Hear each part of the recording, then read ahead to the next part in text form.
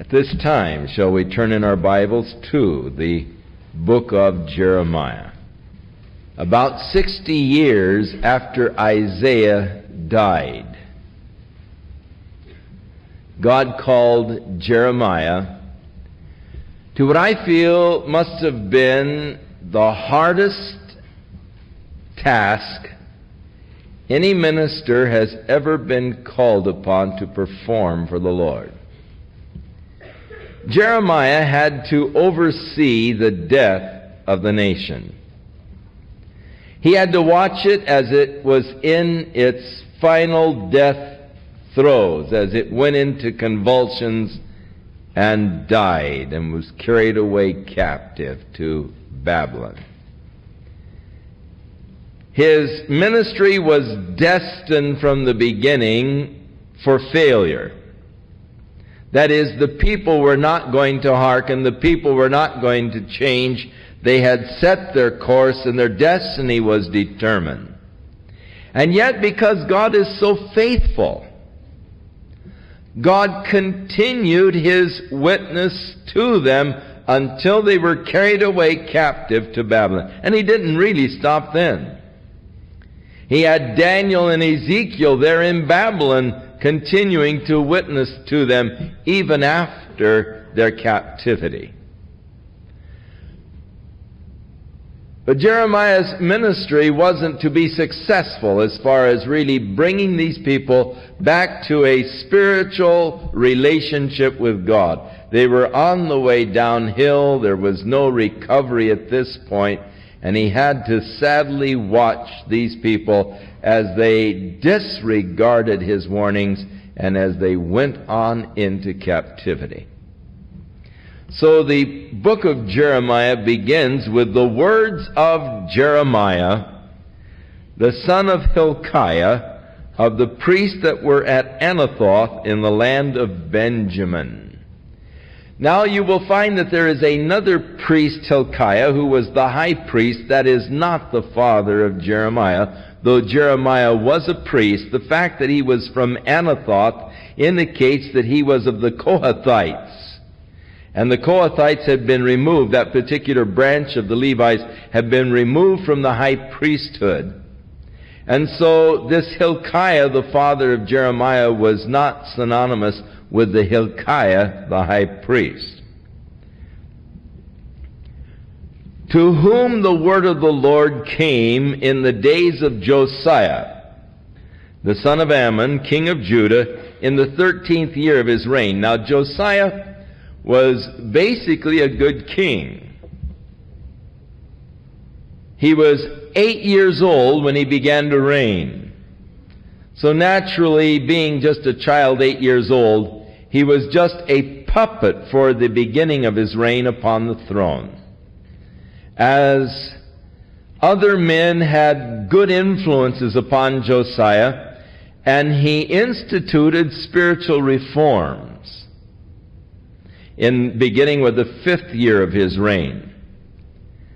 And by the time the word of the Lord came to Jeremiah, the spiritual reforms of Josiah had been pretty effective in that they had gotten rid of most of the altars unto Baal and the groves and the high places where they had worshipped the false gods, where the people of Israel had worshipped these false gods, and yet it was still in their hearts. Though that outwardly there was a spiritual reform, inwardly they had not turned with all their hearts to God. So it was a time of outward spiritual revival because the king was a godly king.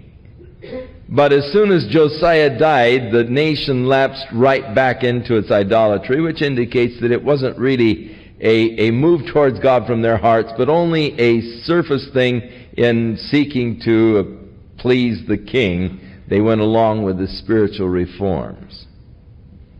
So because it was only surface and not down in the heart of the nation, even during the reign of Josiah, Jeremiah cried out against the things that were going on.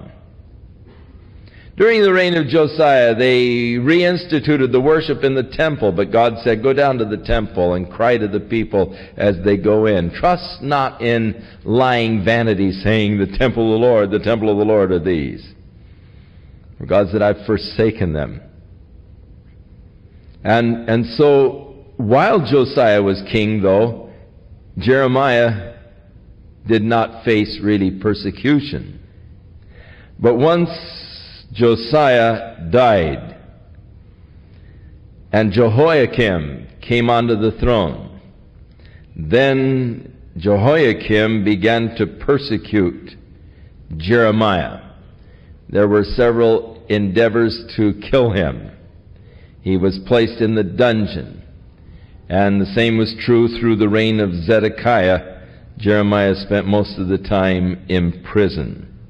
And so he lists these three kings. It came also in the days of Jehoiakim, the son of Josiah, king of Judah, unto the 11th year of Zedekiah, who was the last of the kings, the son of Josiah, king of Judah, unto the carrying away of Jerusalem captive in the 5th month.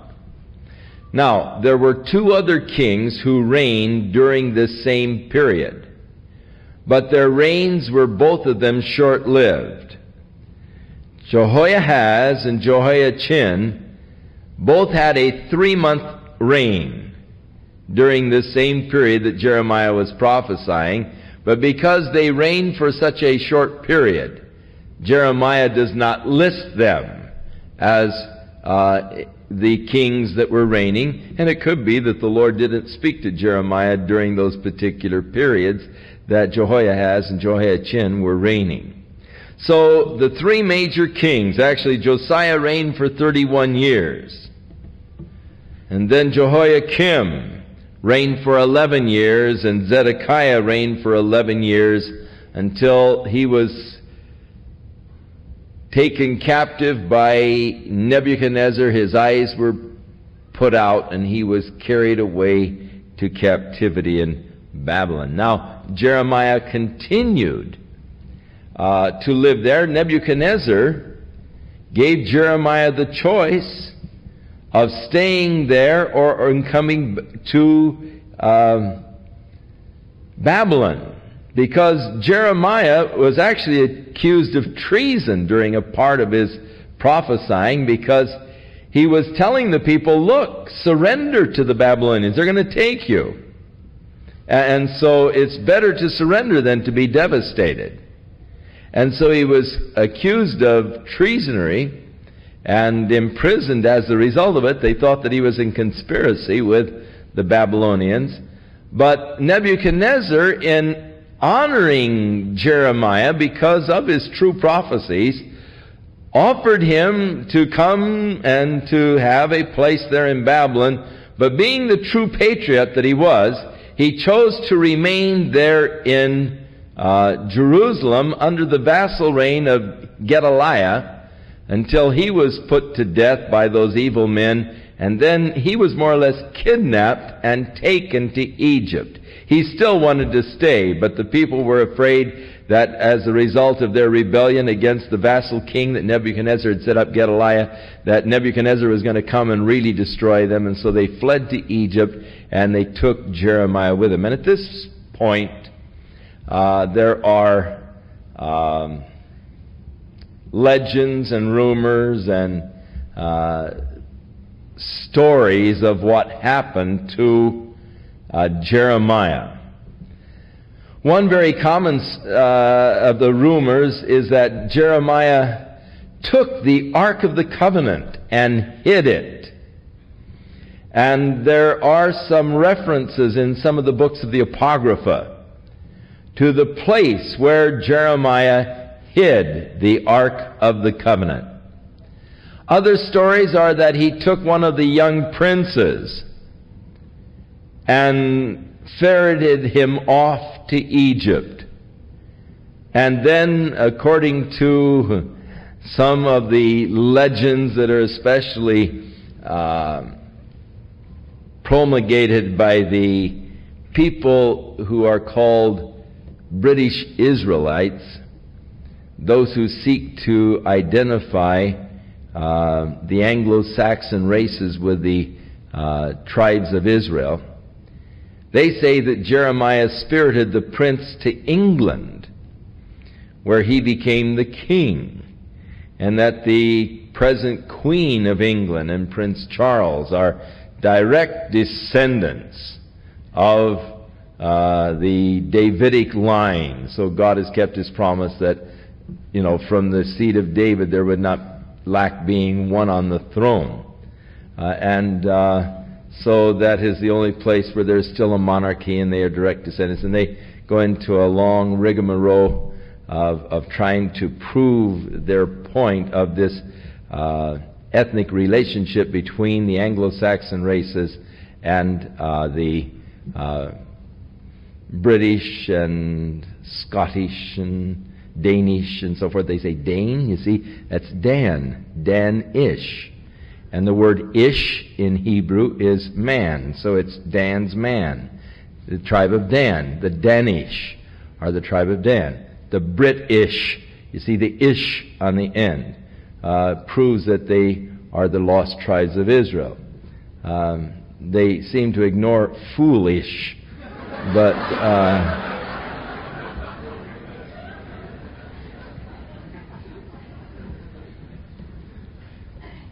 that there is surely not enough solid evidence to prove their claims.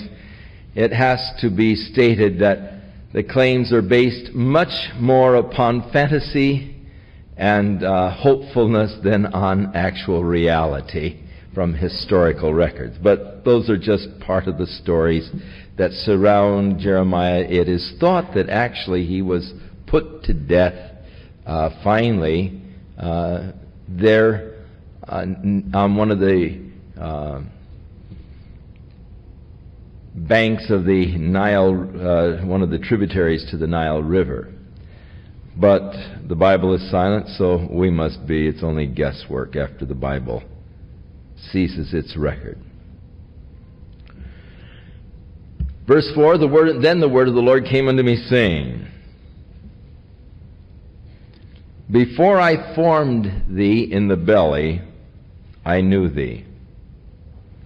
And before you came forth out of the womb, I set thee apart, and I ordained thee a prophet unto the nations. Now, there is a lot of question today as to when life begins, as we deal with this area of abortion. But I think that it is significant that God declares to Jeremiah, before the fetus was ever formed, I knew you. Before you ever came forth out of the womb, I had already set you apart. God's purposes for our lives were not established after we were born. God's purposes for our lives have been established from the beginning of time. What God said to Jeremiah, He could very well say to each one of you. Before you were ever in a fetal state, I knew you. Before you ever came forth out of the womb, I had set you apart for the purpose and the plan that I have for your lives.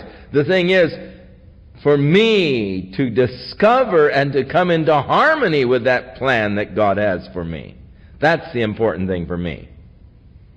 My destiny has already been determined. The Bible says we are His workmanship, created together in Christ Jesus, unto the good works that God has before ordained that we should walk in them. God has already before ordained that which He has planned for your life. Now, in the meantime, He is working in your life to prepare you for those works. Thus, we are His workmanship. God is working in us tonight. Paul the Apostle speaks about having been separated from his mother's womb.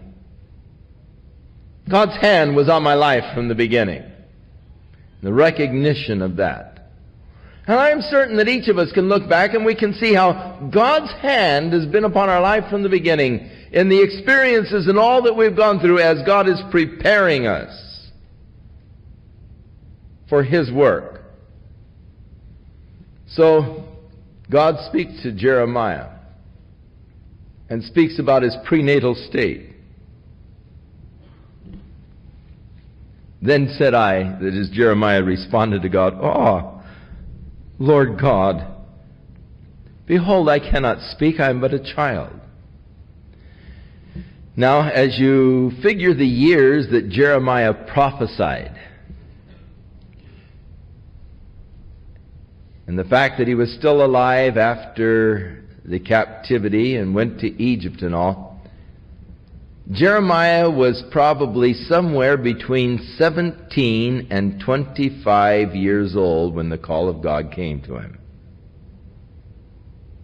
And that's where the estimates usually range, between 17 and 25. Now, can you imagine a 17-year-old boy and God saying, "I knew you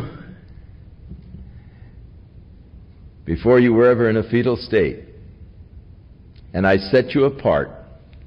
You're to go talk to President Reagan. And you're to tell him, 'Thus saith the Lord.'" Well, I'm sure that you'd have the same problem that Jeremiah. "Who am I, Lord? I'm just a young man," and that's what the Hebrew word is there. I'm just a young man. Usually indicated a teenager. But the Lord said unto me, "Say not, I'm a young man. For you shall go to all that I send you. And whatsoever I command you, you shall speak." So often it seems that when God called a person for a particular service, they were aware of their inabilities to fulfill that service for God. God called Moses. "Oh God, I can't speak. I haven't been able to speak. And I can't even speak now."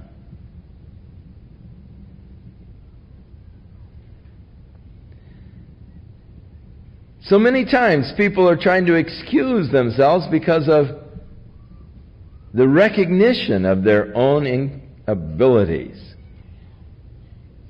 But in reality, God isn't looking for talented, abled people. He's just looking for willing people.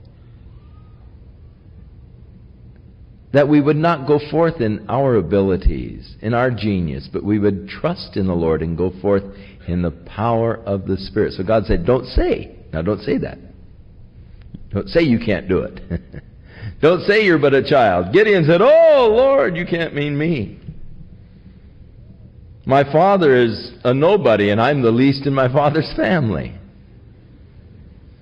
You can't mean me." Saul, when Samuel said, "God has called you to be the king over Israel." "Oh, no. Mistake here somewhere." And many times when God lays upon our hearts the things that He has in mind, we say, "Lord, there's a mistake here somewhere. The angel's got the wrong address. He's delivering the message to the wrong person, Lord. That's not me." But the very consciousness of our ability is the very thing that qualifies us for that which God wants to do. Because God said, "Not by might, nor by power, but by my Spirit, saith the Lord." So it isn't my ability that God is really seeking for. It's just a channel, an instrument through which He can do His work. And if I feel like I can't do it, then that makes me a more yielded vessel unto God.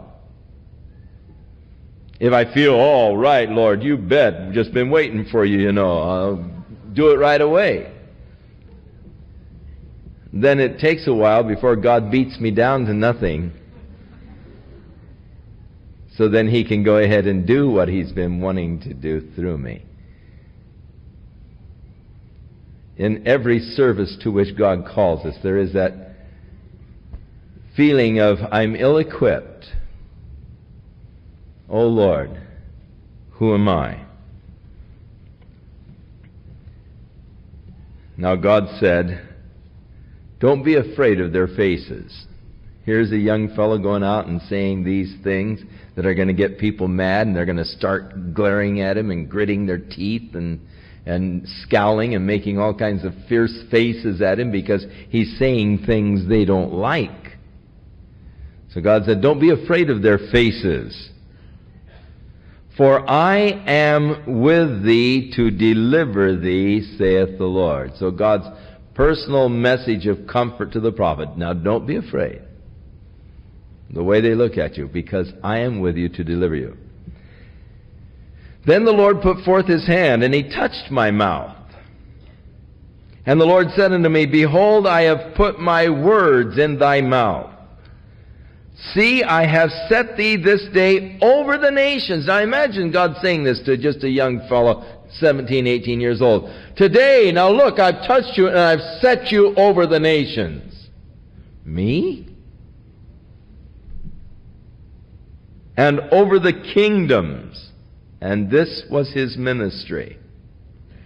To root out, to pull down, and to destroy.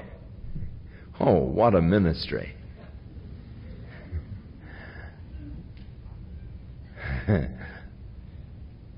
Years ago, when I was just a child and started in the ministry,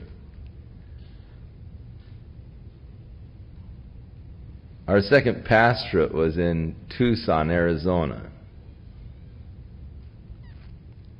And I have not always been the most tactful person in the world, nor am I yet. I'm not quite as blunt as Romaine, but I'm still not always graceful and tactful. And I do have the capacity of just speaking what I feel to be the truth, and I think that it's important that the truth be spoken, even though it does cut or hurt. I've always believed in the proverb, faithful are the wounds of a friend, but the kisses of an enemy are deceitful. And so when we were pastoring in Tucson, in the first part of our pastoring there, we did a very excellent job in sort of emptying the church.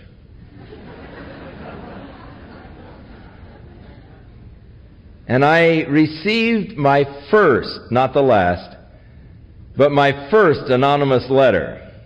I get them all the time now, but I received my first anonymous letter. And I read the first, and I don't read them anymore. But it said, when Jesus was a boy and was a carpenter in his father's shop, we never read of him using a wrecking bar. And they spelled it R-E-C-K-I-N-G. And I think that the intimation was that I was wrecking the church or something.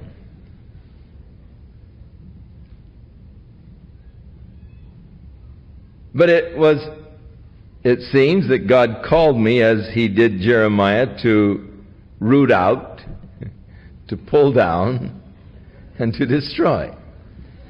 You see, oftentimes the system becomes so corrupt that there's nothing to build on. Now, God's purpose is always that of building, but He cannot always start out building. Many times, He has to tear down what is there.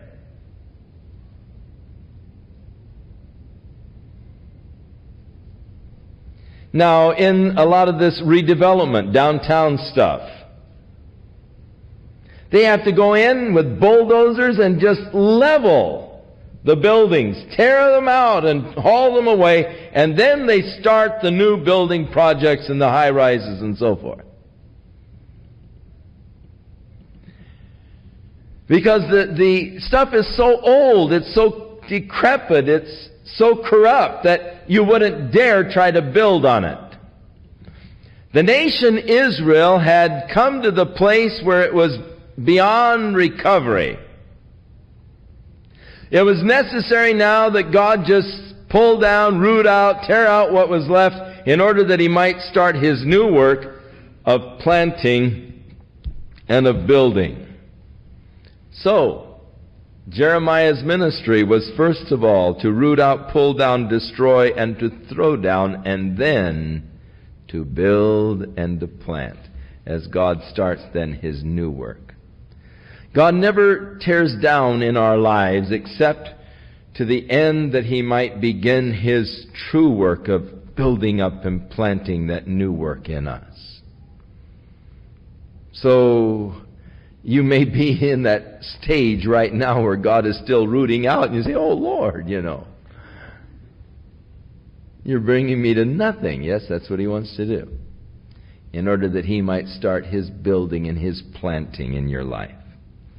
So that ministry to which God called Jeremiah is a very common type calling, as God must get rid of the present corrupt system in order that He might establish His new work.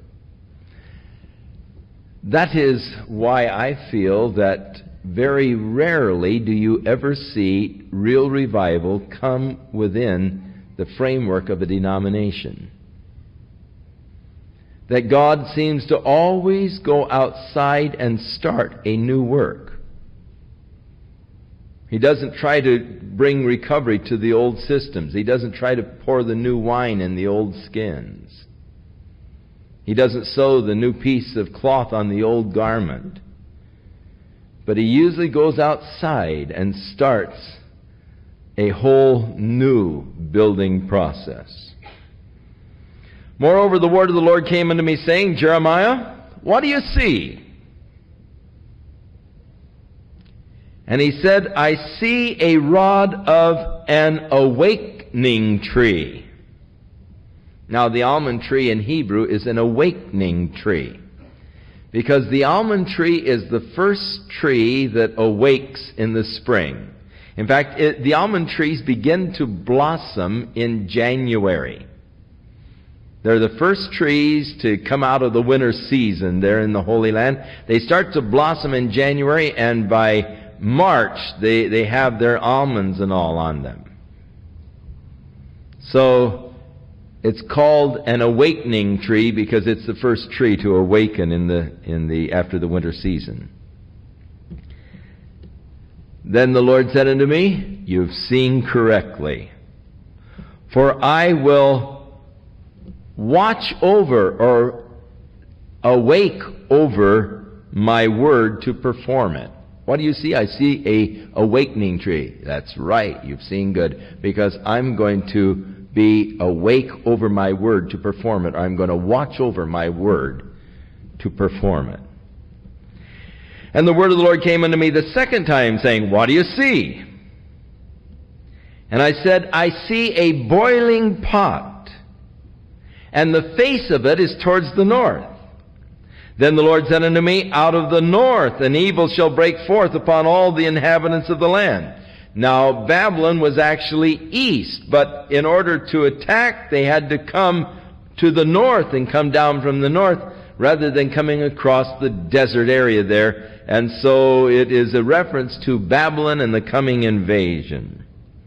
For lo, I will call all of the families of the kingdoms of the north, saith the Lord, and they shall come, and they shall set every one his throne at the entering in of the gates of Jerusalem, and against all the walls thereof round about, and against the cities of Judah. And I will utter my judgments against them, touching all their wickedness, who have forsaken me, and have burned incense unto other gods, and worshipped the works of their own hands. So God is going to bring judgment upon his people because of their wickedness, because they have forsaken God, and they have turned to other gods and are burning incense to these other gods and worshiping these little idols that they have made with their own hands. Now, some of the latest archaeological diggings in the city of Jerusalem are in the area of the old city of David, Ophel, that is down below the Temple Mount area. The city of David was actually down below that Temple Mount area. The temple was put up there on Mount Moriah by David's son Solomon, but that was sort of the outskirts of the city in a westerly direction. And the city of David is on that hill of Ophel, coming up from the pool of Siloam and the Gihon Springs. That mound that comes up was the original city of Jerusalem and the city of David. And they are now doing quite a bit of archaeological diggings on the side of the hill there. And they are uncovering houses that date back to the time of Jeremiah. The little houses that they are uncovering were broken down by Nebuchadnezzar during the time that Jeremiah was alive. So the archaeologist Spade is going right back to the time of Jeremiah. And as they are pulling the rubble and the rocks off of these dwelling places, for when they came back from the Babylonian captivity, rather than rebuilding the houses, they just covered them over with dirt and built on top of them. And so they've dug down and they found these houses, but the interesting thing, in the rubble of the houses there, they are discovering multitudes of little idols that the people had made and were worshiping. A confirmation to the word of the Lord here to Jeremiah, where he said they've worshipped the works of their own hands. In each one of the houses, multitudes of these little idols. They're getting a collection of little idols like you can't believe. So God says, my judgment is coming. Therefore, gird up thy loins. Now, the guys wore these long skirts. And they're all right for walking around. But if you're going to go to work, you've got to pull the things up and tie your sash so that your legs have free movement. If you're going to run, you've got to gird up your loins. You gird up the skirts, you pull them on up, tie your sash, so that you can really get to work. You can't work with that long robe down to the ground. So that term, gird up your loins, is always in reference to pulling up the long skirt that the men wore and tying the sash around to hold the thing up so that you can get to work. So it's sort of a phrase that says, now get to work. Get busy. And arise, speak unto them all that I command you. Don't be dismayed at their faces. Now, the second time the Lord said that, because they're going to be looking at you with some real angry looks. Lest I confound thee before them. Now, it's an interesting thing. A lot of times it's best when you've got a message of God not even to look at the people if it's a harsh message, because their faces might, you lose your thought and you get confounded because, you're reacting to the response of the people to the message. So he said, don't look at your faces lest you get confounded. Just go out and speak the word that I put in your mouth. And it's going to have a negative effect upon them, so just don't look at their faces, lest I confound you before them. For behold, I have made thee this day a defense city, an iron pillar, a brass wall against the whole land, against the kings of Judah, against the princes, against the priests, and against the people. Man, you're going to stand against them all, Jeremiah. You're going to be standing against the kings, the priests, the princes, and all the people. You're going to be almost alone in this thing. But I've made you a defense city. I'm going to defend you. I'm going to put a wall around you. And they shall fight against thee, but they will not prevail against thee, for I am with thee, saith the Lord, to deliver you.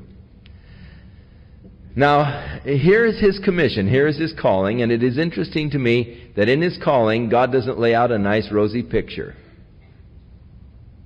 Jeremiah, I'm going to call you now to a wonderful job, and, you're going to minister for me, and because you're a minister, I want you to drive a Cadillac and live on Lido Island and enjoy the best now, because after all, you're my child and you deserve the best. No, God laid out the truth of what's going to happen to you, Jeremiah. It's not going to be easy. You better not look at their faces. It'll scare you. I've set you against the king, the princes, the priests, the people, the whole cabal. You're going to be there by yourself.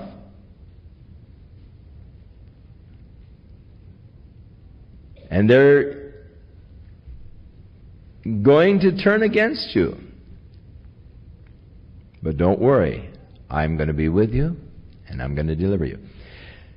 When the Lord called Paul the apostle on the road to Damascus and brought that dramatic change in his life, as Paul was there and the Lord was saying to Paul, now, Paul, I'm calling you to go to the Gentiles. And the Lord laid out for Paul the whole ministry that he had for him.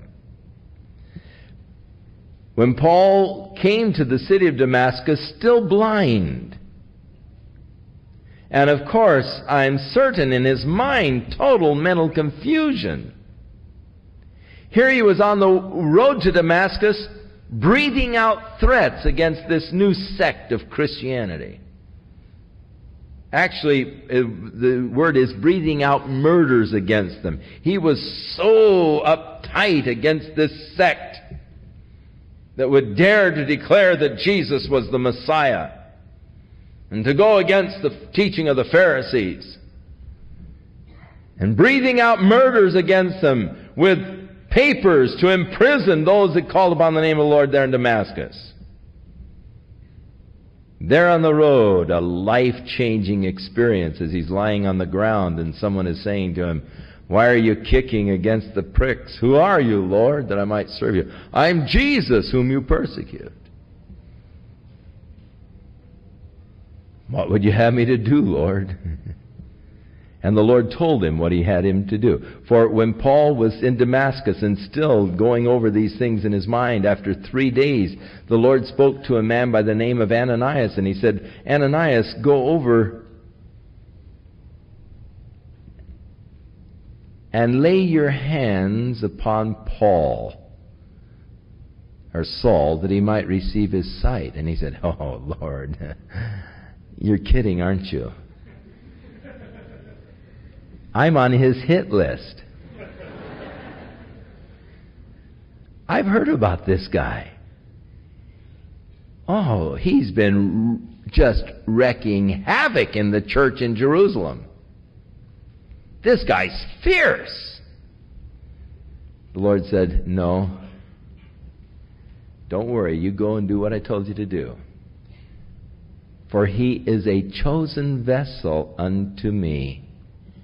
And I have shown him all of the things that he's going to have to suffer for my sake.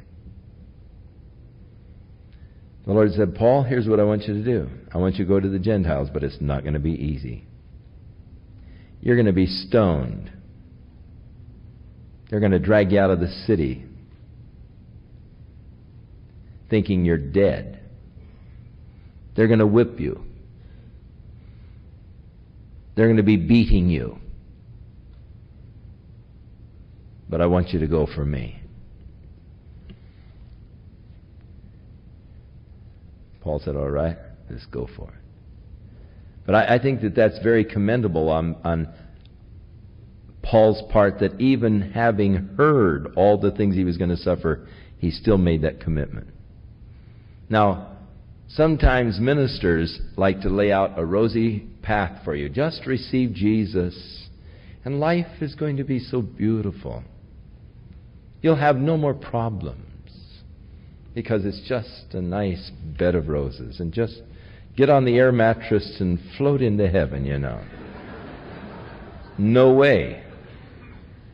And Jesus didn't say that. He said, look, if they didn't receive me, they're not going to receive you. If they persecuted me, they're going to persecute you, because the servant isn't greater than his Lord. Take up your cross and follow me. He didn't paint a rosy picture. He told them the truth, and I think it's important that we tell people the truth. It isn't easy to follow the Lord. It isn't easy to serve the Lord. You're going to be going against the tide. But as the Lord said to Jeremiah, I will put a wall around you. I will be your defense. And you will have experiences with God that will be invaluable as you see God's hand upon you and God's defense around you and the work of God. It's beautiful.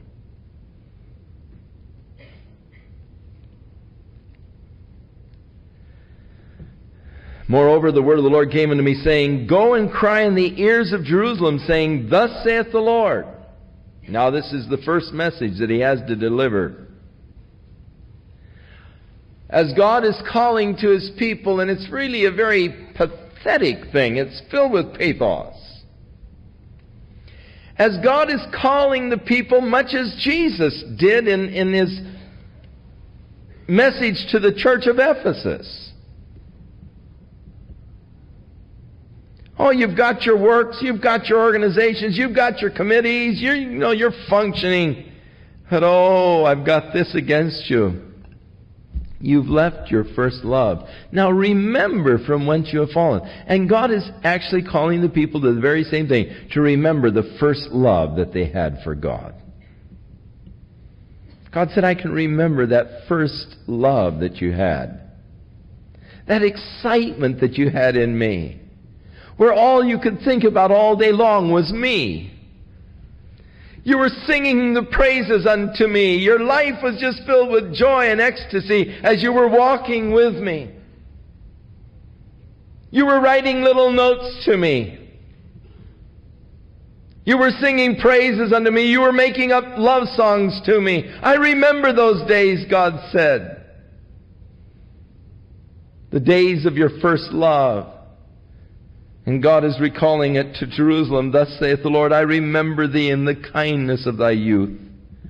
The love of that engagement when you went after me in the wilderness in a land that was not sown. When you were willing to follow me wherever I would lead you. When you were so dedicated and committed that nothing was, held back as far as your commitment. Where do you want me to go, Lord? What do you want me to do? Lord, I'm for it, let's go. And God said, I remember those days when you were so devoted, so committed. The love that you had for me then. Israel was holiness unto the Lord, and the first fruits of his increase. And all that devour him shall offend. Evil shall come upon them, saith the Lord. Hear the word of the Lord, O house of Jacob, all the families of the house of Israel. Thus saith the Lord, what iniquity did you find, or did your fathers find in me, that they have gone far from me and walked after emptiness and become empty? What have I done? What did I do? And the messages are perennial. There's always a certain group to whom the message still applies. And I feel that God is speaking to many of you tonight, even as He spoke to Israel. Even as Jesus spoke to the church of Ephesus. He said, hey, what did I do that you would turn away from me? I remember the love, the devotion, the commitment that you used to have. What did I do?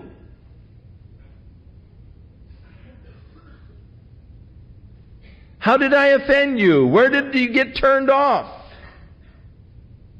How is it that you've turned your heart away from me? How is it that you don't have that same devotion and dedication anymore? What iniquities did your fathers find in me that they would turn and follow after these emptinesses until they themselves became empty? They no longer say, where is the Lord that brought us up out of Egypt? That led us through the wilderness, through the land of the deserts and the pits, through a land of drought and the shadow of death, through the land that no man passed through and where no man lived. And I brought you into a plentiful country to eat the fruit of it and the goodness thereof. But when you entered, you defiled my land, and you made my heritage an abomination. The priests weren't saying, where is the Lord? And they that handle the law did not know me. The pastors also transgressed against me, and the prophets prophesied by Baal, and walked after the things that do not profit. Now, of course, when the priests, the pastors, become corrupted, then what can you expect? There are so many men today who are so completely liberal in their theology that they no longer really rank as Christians. But still they occupy pulpits and preach their messages to the attended throngs on Sunday morning. But it is no longer the gospel that they preach. It is no longer the power of Jesus Christ to save a man from sin, and the blood of Jesus Christ that redeemed us from our lost estate. But they are flowery speeches of it's nice to be nice, so go out and be nice this week. And just platitudes. Think right. You are what you think. You become what you think. And so correct your thinking. The whole problem of the world is the way men are thinking. Get rid of your negative thoughts. Only think in positive terms and all. And there is no more a preaching of the gospel of Jesus Christ. And this is tragic. The same condition that God was crying about in Israel. John Hilton, I was with him this week back in Maryland, Middletown, Maryland.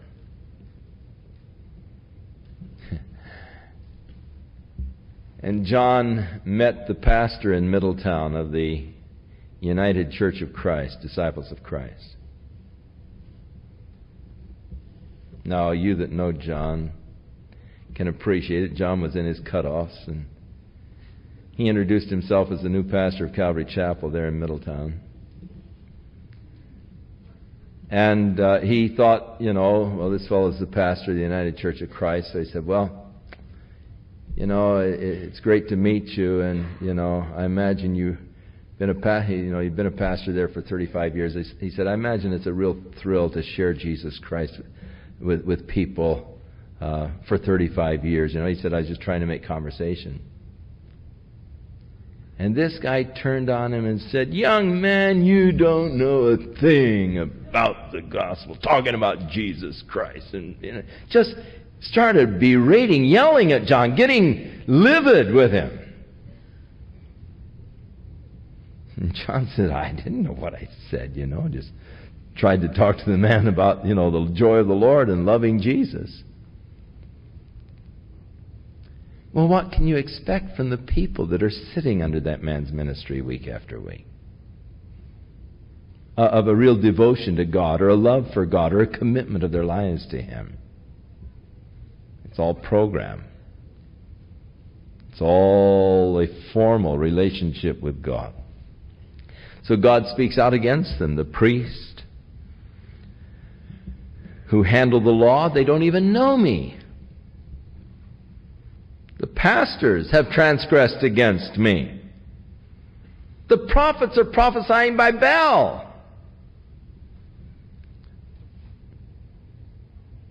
Wherefore I will yet plead with you, saith the Lord, and with your children's children will I plead. Even so, I'm still going to plead with you, God said. For pass over the isles of Cyprus. In other words, go to the west. And Cyprus was considered the door to the whole western part of the world. Chittim, Cyprus. And send unto Kedar. Now Kedar was the gateway to the east. So go to the west, go to the east, and consider diligently and see if such a thing has ever happened before. Such a thing exists. Has a nation changed their gods, which are yet no gods? People don't do that. Their whole religious system is so deeply involved in their cultural aspects that people just don't change their gods, even those that worship false gods. But God said, but my people have changed their glory. That is, their fellowship with me, for that which does not profit. Be astonished, O ye heavens. The angels looking down with astonishment. And I'm sure that they do that on us many times. The angels, I'm sure, are just shocked when they see us starting to do something. Oh, no, look at that. Watch that now, and they see us in our stupid moves. I'm sure they decide, oh, no, I can't look, And they know the disaster that we're going to fall into, because of our own follies. Be astonished, O ye heavens, at this, and be horribly afraid. Be ye very desolate, saith the Lord. For my people have committed two evils. First, they have forsaken me, the fountain of living water. So many times, water is used as a symbol of life because water is so essential for life. And the Lord so often takes it from the physical on into the spiritual, and He said, I am the water of life. If any man drinks of me, he will never thirst again. Jesus cried to the assembled multitude at the Feast of Tabernacles, if any man thirst, let him come unto me and drink. And he that drinks of the water that I give, out of his belly there will flow rivers of living water. And the last chapter of the Bible, the last invitation in the Bible, and he that is athirst, let him come and drink of the water of life freely. The last invitation to the gospel. For a thirsty man to come and to drink of the water of life freely. Now God said, they have forsaken me, the fountain of living water, the source, the spring from which life comes. And instead they have hewed out cisterns. Now that land being an arid land and not really receiving that much rain, it is necessary over there that they set up exotic type of water systems. The Essenes were able to exist in the very dry, barren area down near the Dead Sea, where you get maybe an inch of water a year, or an inch and a half, 2 inches at the most a year. But the way they were able to survive down there was by building these great cisterns. And then when it would rain up in the highlands and these washes and gullies would become full of water, they had their dams and they diverted the flow of the water on into these cisterns that they had carved out of this limestone. If you go to Masada, you'll find that all the way around the side of the hill there on Masada are these huge cisterns that they've carved out, as well as the cisterns up on the top of Masada. These huge caverns that have been carved out of the sandstone. And again, they had a dam in the river, and you can see the little ledges that they've carved where they would bring the water along the ledges and dump into these cisterns. And thus they would gather just the sparsest amount of rain, but they would gather the water that would run off, and they would preserve it in these cisterns. But cisterns were not a source of water, except that they were a reservoir. In other words, they weren't springs. They had no source within them. They had to gather the runoff water. And so at best, a cistern could hold only water that would get stagnant. And God said, marvel ye heavens, be astonished. Look at that.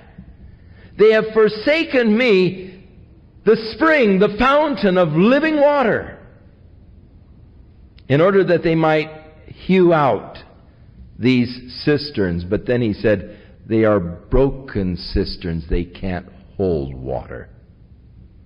Now, carrying it over to the spiritual aspects of it, man basically, instinctively, is religious. He's got to believe in something. And when men forsake God, they establish a system of thought, a philosophy, concepts, or whatever, that they commit themselves to. They become devoted to, and they have to believe in it. And it requires faith. A creed to be believed, a standard of life, a philosophy of life, or whatever. So men create their own philosophies, their own rationales for life, their own cisterns. But the thing is, all of these systems, they can't hold water. They leave you thirsty. They will not satisfy you. The end result is emptiness.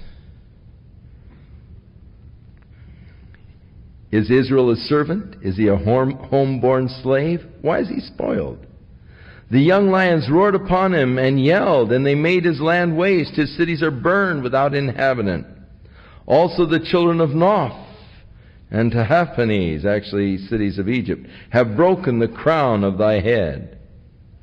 Hast thou not procured this unto thyself? Haven't you brought all of this upon yourself, God said, in that you have forsaken the Lord your God? Looking at the calamities that have happened, we bring them upon ourselves. If we had only been serving the Lord, these things wouldn't have happened. Why does it take calamity many times to wake us up? And now, what have you to do with the way of Egypt? They were, of course, looking to an alliance with Egypt to save them from the Babylonians, and an alliance with Assyria, but Assyria was soon to fall to the Babylonians. So an alliance with Syria wasn't going to be any good. Egypt itself would be taken. Thine own wickedness shall correct thee, and thy backsliding shall reprove thee. Know therefore and see that it is an evil thing and bitter that you have forsaken the Lord thy God, and that my fear is not in thee, saith the Lord God of hosts. For of old time I have broken thy yoke and burst thy bands, and thou saidest, I will not transgress. When upon every high hill and under every green tree you are wandering, playing the harlot. So the high hills were the places of worship. under the groves that they planted, the green trees, again the places of worship, as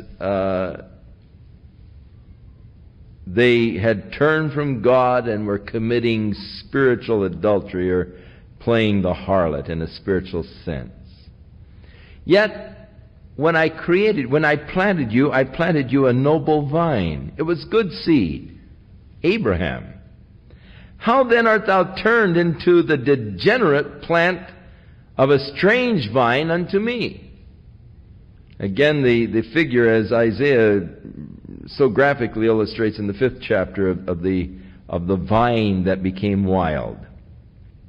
For though thou wash thee with niter, now that isn't the saltpeter that we know today, potassium nitrate, but it is a residue that is on the bottom of the lakes when the lakes dry up, that they would boil and use in making soap.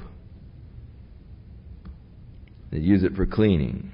And take thee much soap, yet thine iniquity is marked before me, saith the Lord God. You may try to wash yourself outwardly, but it's an inward problem. How can you say, I'm not polluted? I've not gone after Balaam. See thy way in the valley. Know that you have what you have done.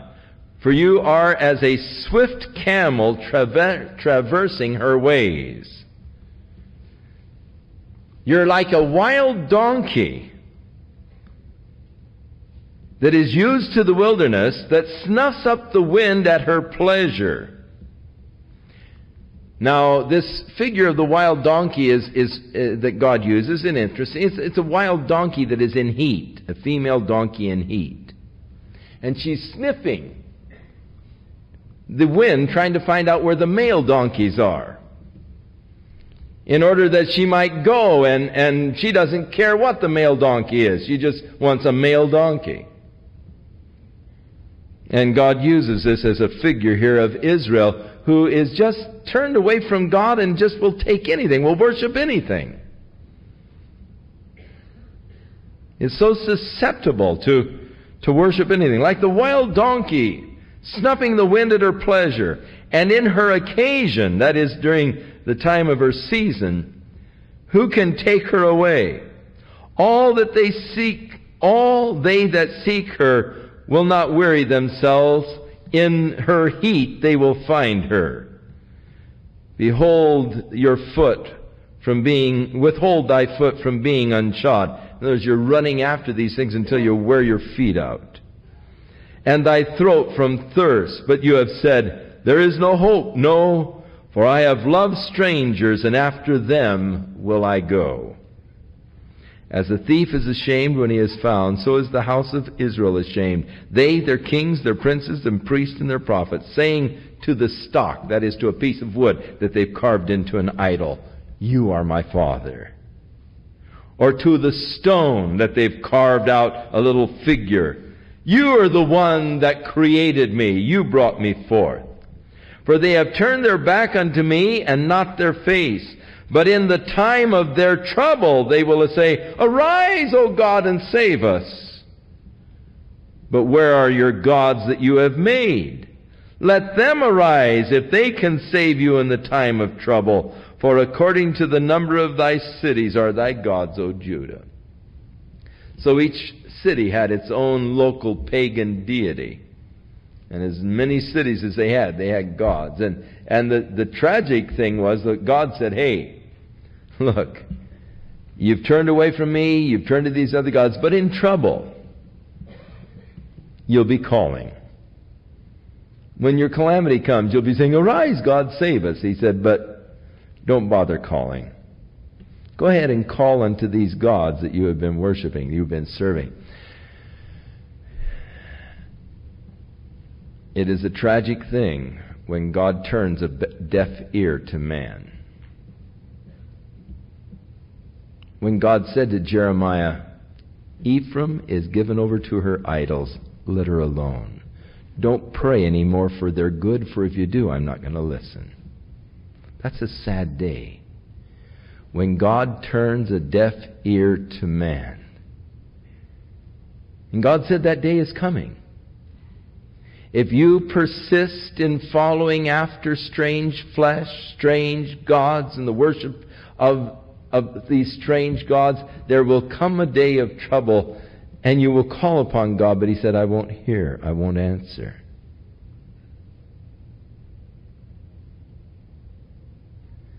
Many will come in that day, Jesus said, saying, Lord, Lord, open unto us. You'll say, nope, I never knew you. Those are heavy words that we need to consider seriously. Wherefore will you plead with me? You've all transgressed against me. Why are you going to plead? You've been transgressing against me. In vain have I smitten your children. They receive no correction.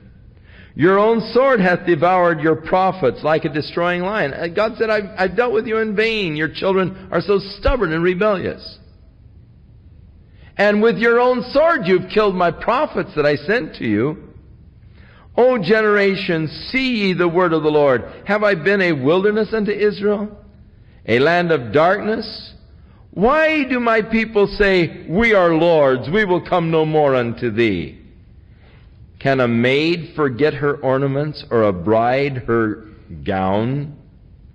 Yet my people have forgotten me days without number. Now, one thing we have never had, and that is a bride that forgot her gown for her wedding.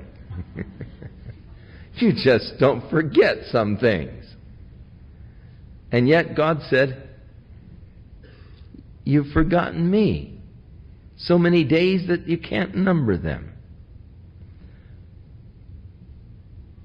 Why do you trim your way to seek love? Therefore, you've taught the wicked ones your ways. Also in your skirts is found the blood of the souls of the poor innocents. I have not found it by secret search, but upon all of these. You're open with it.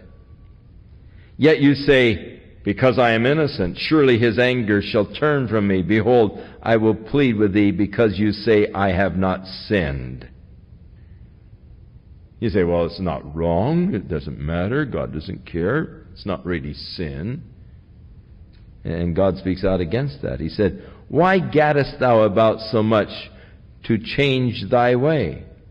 Thou also shalt be ashamed of Egypt, as you were ashamed of Assyria. Yea, thou shalt go forth from him, and thine hands upon thine head, for the Lord hath rejected thy confidences, and thou shalt not prosper in them. No wonder God said to Jeremiah, now don't look at their faces. Don't be afraid of their faces. Boy, he had a heavy, heavy message to lay on these people. I mean, he was really laying it on them and not sparing.